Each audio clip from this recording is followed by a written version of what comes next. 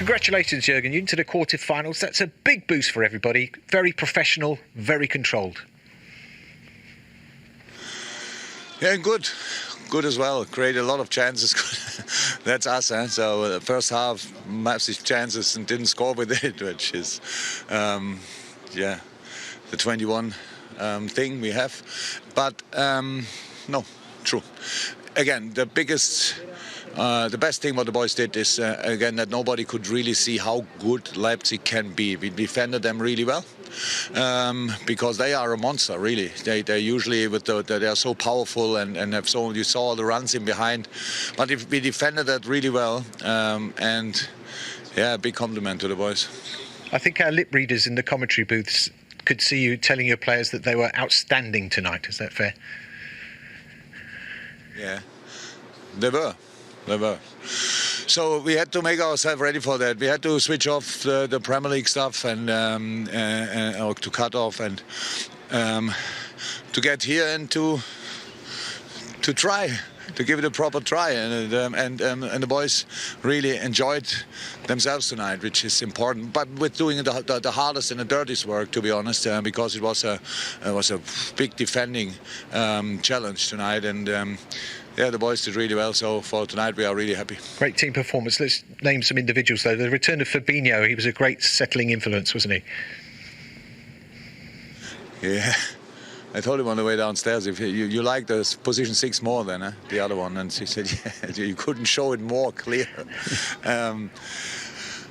Yeah, because look, we all want up on the 6. That's how it is. Tonight he played there, and the 2 centre-halves played an incredible game. Yeah, to be honest, the whole last line played a really good game because that's really a tough task. Leipzig, they have runs from everywhere in behind, and you have to be high, but you cannot be too high, and you have to be there for the high balls. We had to press them that they have to play these like rather uncontrolled long balls. We did that very well in the first line, and then we defended deep together really well, which is important not only in the Champions League but especially, and. Yeah, everybody had a really good game. 3 midfielders worked really well together, 3 up front. Diogo as long as he could. It was only a sensible decision just to not let him play again 90. The boys who came on, Divock and Navi especially, it was really good. Millie was really good. So no, it was a good performance. And you've been under such scrutiny and under such pressure. Can you use this performance and this result to just gather some momentum? Yeah, we have to. We have now, last time when we played Champions League, it's a long trip, so we arrived tomorrow at, I think, 5 o'clock or so. But we play only on Monday, so that's then okay.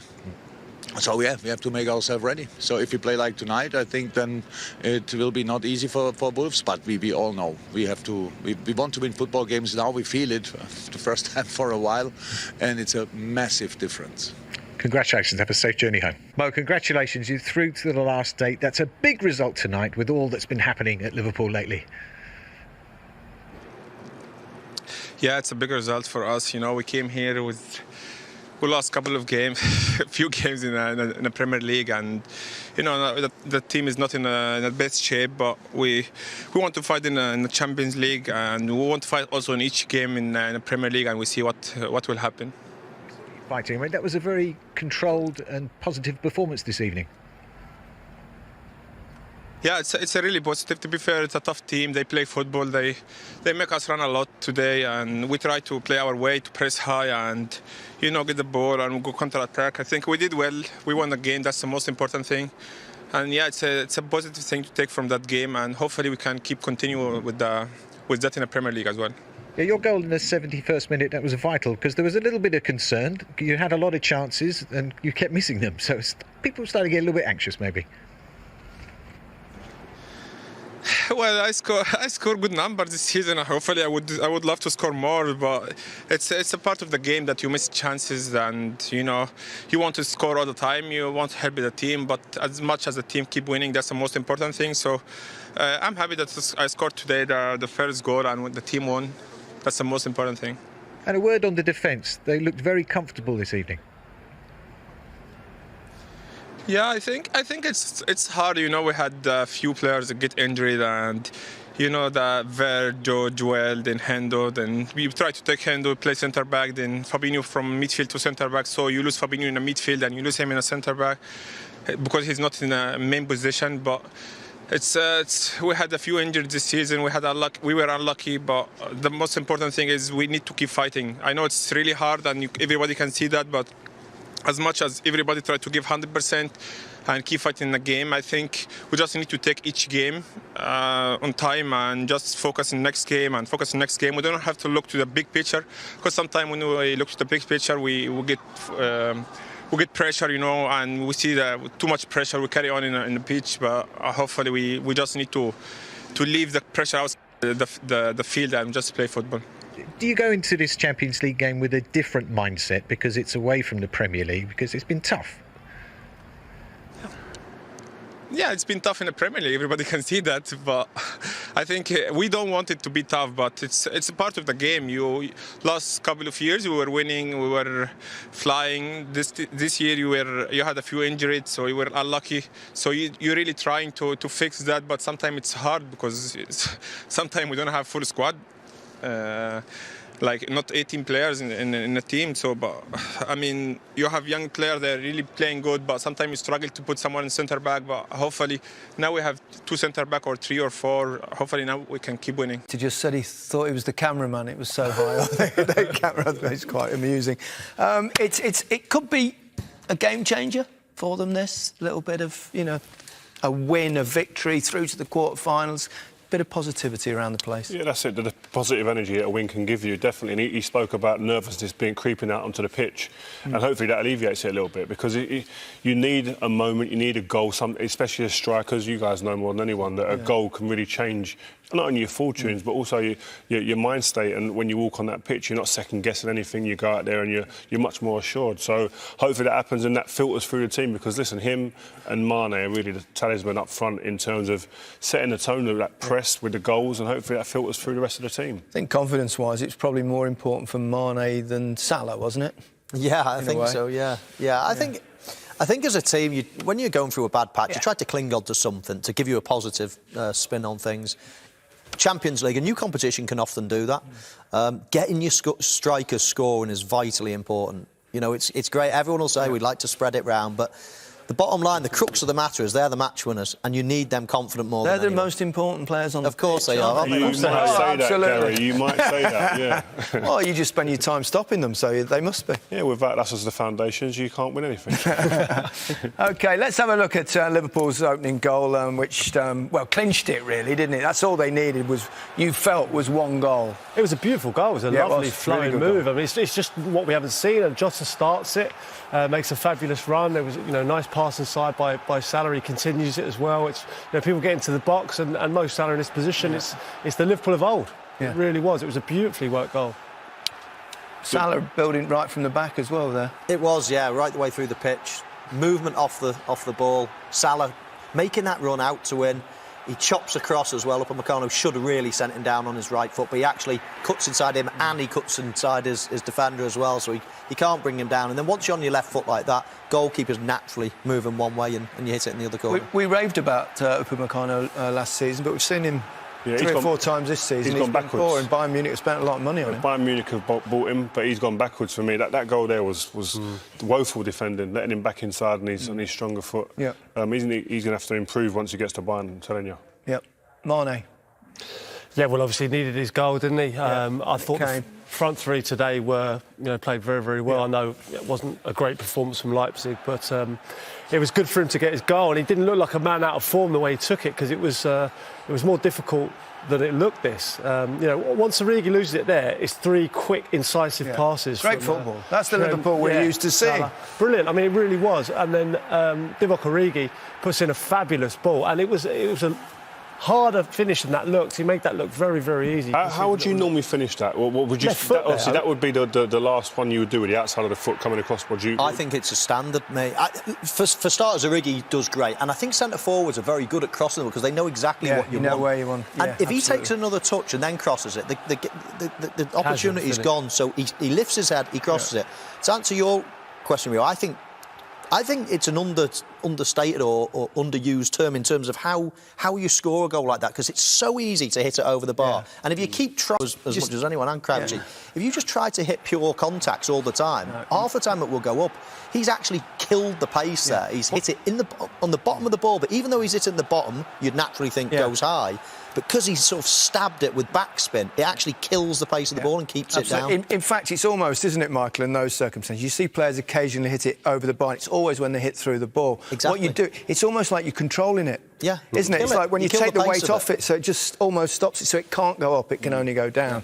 Yeah. And he did it perfectly. You do that after. I'm going to get a ball and throw it at you and see how it works out. That was his range. That was hamstring. I can't move these days.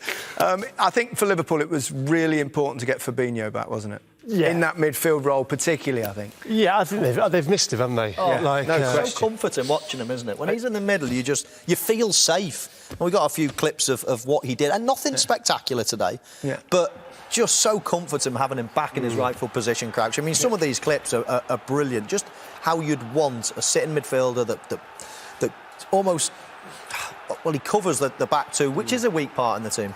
Yeah, it's not beautiful to watch at times, but he's just in the right positions at the right time. His touch is nice, he controls the game. He's always calm in possession. I think he's done a very, very good job at centre-half, but the biggest miss is him out of midfield. Do you think it was it's easy in hindsight, isn't it? Was it a mistake pulling him into the back four because you lose so much? I know they've lost a lot of central defenders, but do you think that was perhaps... Yeah, well, this is the first time we've seen him since October in midfield. Yeah. And Liverpool look a much better side. I think him and Henderson in the midfield, when Henderson gets back fit as well, that's going to make a real difference. And if those two can, Kabak and Phillips can get a good partnership going in the Premier League, and those two are back in midfield, then it's going to look... He gives the defenders confidence because he stops the ball into the strikers. He stops the pathways, the lanes into the strikers just through standing in the lane, so the ball can't get down there. So for a defender, they can drop off a little bit so the ball's not going to get in behind them because they know the balls can't come to feet. So if someone like that in front of you, the confidence that then spreads through other defenders and players in the team hasn't been there in the last few months because he's been in the back four. I also think it's easy in hindsight to say just play him in his position. The problem with Liverpool have got, they're top heavy in midfield. They've got so many midfield players and none of them were injured, really. So all of a sudden, when you get a glut of injuries, it's very difficult to put inexperienced players when you've got then the likes of Thiago and Jordan Henderson or whoever else that would be sitting on the bench maybe if the likes of Ronaldo and Fabinho are playing. So it's easy in hindsight, but I think he had to probably put a bit of experience back there. He was the only one in the midfielders who actually can play in the back four. He played at right back, especially for Monaco. So he knows what to do when he gets back there. Done it a bit. But I mean, before they actually went there this season. Nat Phillips, his Champions League debut. He wasn't even registered in the group stage. He did really well. I honestly, for a Champions League debut, just didn't put a foot wrong. I know Rio's saying that Liverpool can't win a Champions League with those two centre-halves. I think he's talking about the bandana more than anything else. It's the Terry Butcher.